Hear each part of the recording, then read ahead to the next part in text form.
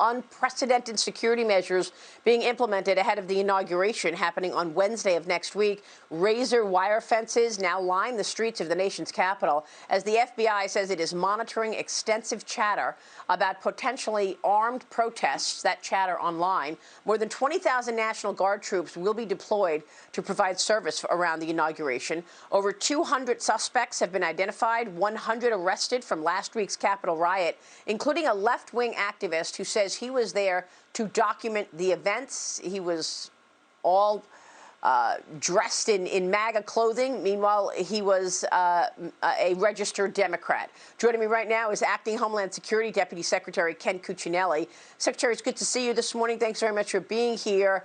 What are you expecting next week at the inauguration? Can you give us a sense of the security that will be in place? Well, first of all, we expect a safe, smooth inauguration, and nothing has happened to change that, including January 6th.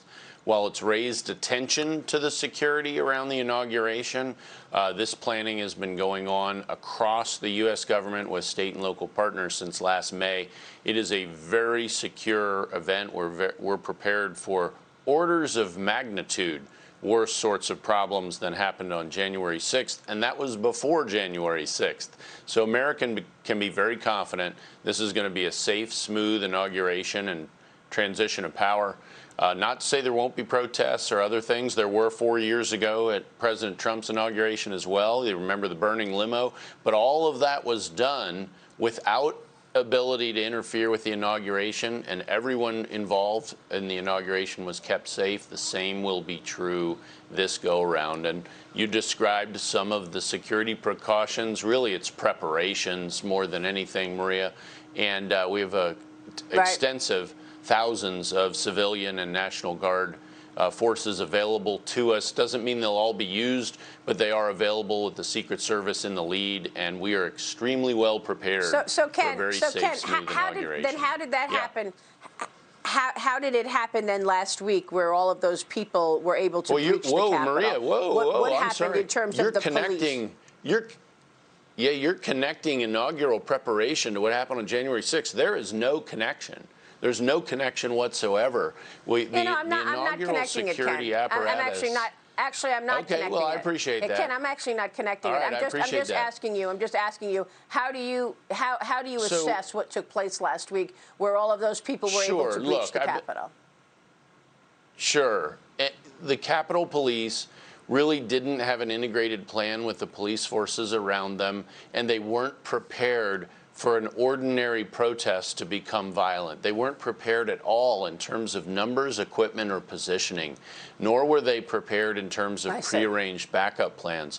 Using the same intel, we saw the same intel they did. We were responsible for the other buildings other than the Capitol, federal buildings, and we were on an alert footing. We had backup officers in place in case the Federal Protective Service had problems in any particular place. We had backup plans to bring in additional officers. That doesn't appear to have been readily planned by the Capitol Police.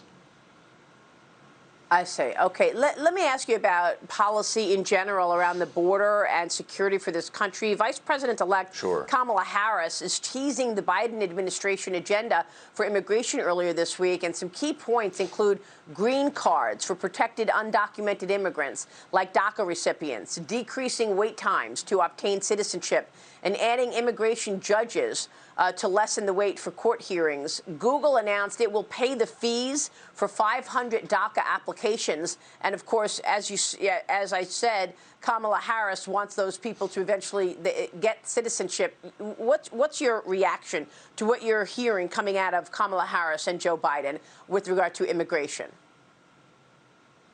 Well, look, one of the differences that's arisen between the two sides is the commitment to the laws on the books in the area of immigration. And I don't think what you're describing is a surprise to anybody, but at the same time, converting people in illegal immigration status onto a citizenship track is certainly unprecedented with any scale, and would be a sad step back for the rule of law.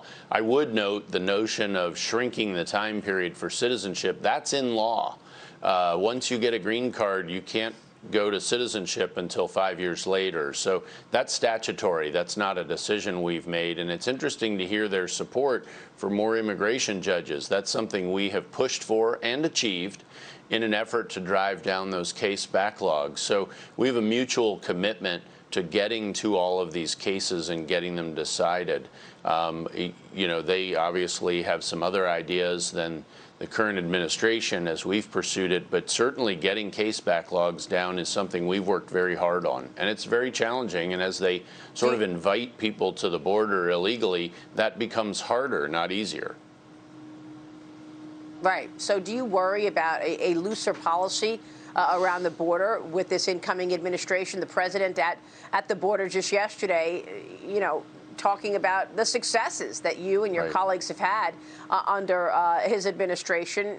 Joe Biden said he's going to change all of that. Yeah, we've had some, and they've been very hard-won successes over the last couple of years, and I do worry about that. And I mean, we remember what was then called the Trump effect shortly after President Trump was inaugurated, about the incredible drop in illegal border crossings. And I worry about the opposite happening, and creating a humanitarian crisis, especially with months and months of COVID yet to come, because of the, you know, we have to distribute vaccines in this country. We have a ways to go on that, though we have an amazing jump on it. But that kind of border mass is really a very dangerous thing, and there's not an easy way to handle it if it happens. And I'm worried that they're encouraging that to happen rather than preparing for the high numbers we already have. You've had Mark Morgan on, the Commissioner of Customs Border Protection, and he'll tell you, you know, we have typically over 2,000 people crossing our border a day, and the only reason we've been able to handle it smoothly is because we're enforcing a public health order due to COVID, and we can repatriate 85 to 90% of them in under 2 hours, which is really an incredible accomplishment.